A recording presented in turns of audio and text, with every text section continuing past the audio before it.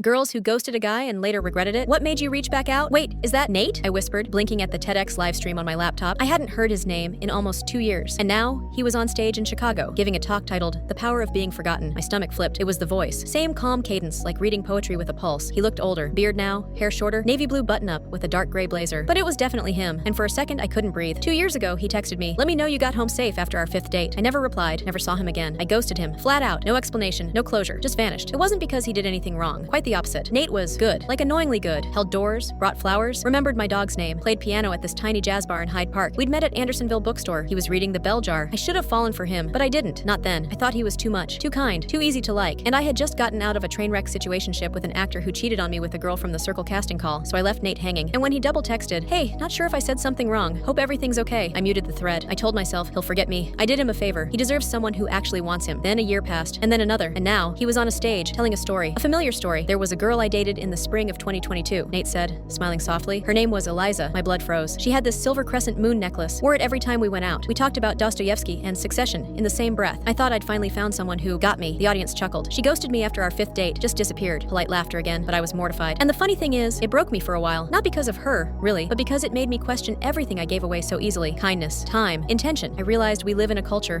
where closing a tab is easier than ending a connection. I learned not to take silence personally. I wrote a book because of her. So if you're watching this, Eliza, thank you. The crowd clapped. Standing ovation. I shut my laptop like it burned me. I didn't sleep that night. The next day, I found him on Instagram. Blue check now. 48.7K followers. Bio, pianist, author, ghost survivor. His DMs were closed, of course, but his email was public. I stared at the blank message screen for 10 minutes. Then I typed, "Hey, it's Eliza. I saw your talk. You're right. You did deserve more. I was just too stupid and scared to admit it at the time. If you'd ever want to grab coffee, I'd love the chance to apologize in person. But I get it if you're long past me." I hit send. 3 days went by. Nothing. Then, on the 4th night at 2:19 a.m., I got a reply. "I never hated you, but I did mourn you. Coffee sounds fine, but I'm not the same person anymore. We met that Saturday at Dollop Coffee in Lakeview. I was early. He was late. When he walked in, I stood up too fast and knocked over my chair. He laughed, still as graceful as ever. I wanted to cry. We talked for 2 hours. He was different, more measured, a little colder, but still the same underneath. I told him everything. The actor, the anxiety, the regret. He just nodded. At the end, I asked, "Is there any chance we could start again?" Nate paused, then said, "You ghosted me once. I need to know you won't vanish twice." "I won't," I whispered. He looked at me for a long moment and finally said, "Then let's not start again. Let's start new. We're taking it slow." But I've never answered a text faster in my life.